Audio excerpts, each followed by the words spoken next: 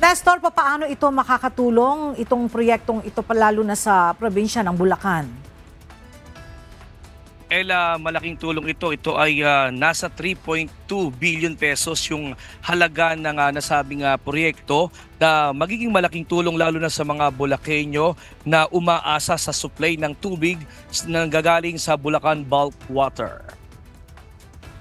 Alas 9 kaninang umaga ng pangunahan ni Pangulong Ferdinand Marcos Jr. ang pagbubukas ng Tunnel No. 5 Angat Water Transmission Improvement Project o OTIP sa Barangay Bigtes, San Mateo at San Lorenzo sa bayan ng Norsagaray, Bulacan. Proyekto ito ng Metropolitan Water Works and Sewerage System o MWSS, Maynilad at Manila Water.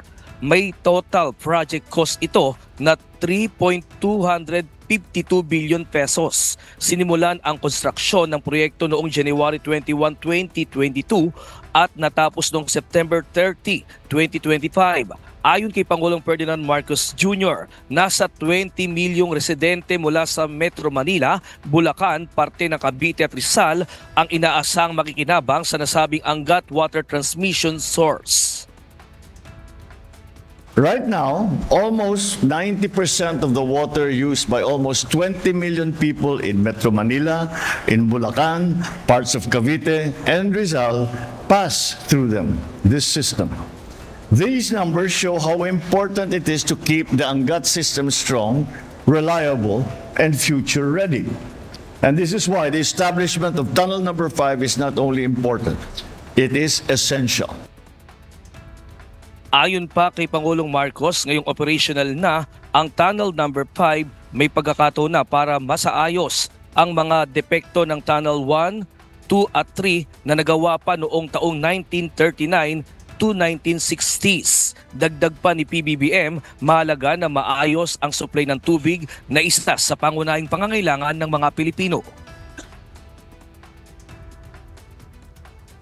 Pwedeng pagdaanan ng tubig. Yung mga tunnel po na sinara dahil kailangan na mag-maintenance, maaari na ngayon natin buksan ulit, balikan ulit, baka may pag-aasa pa, baka may rehab pa para magamit pa rin natin.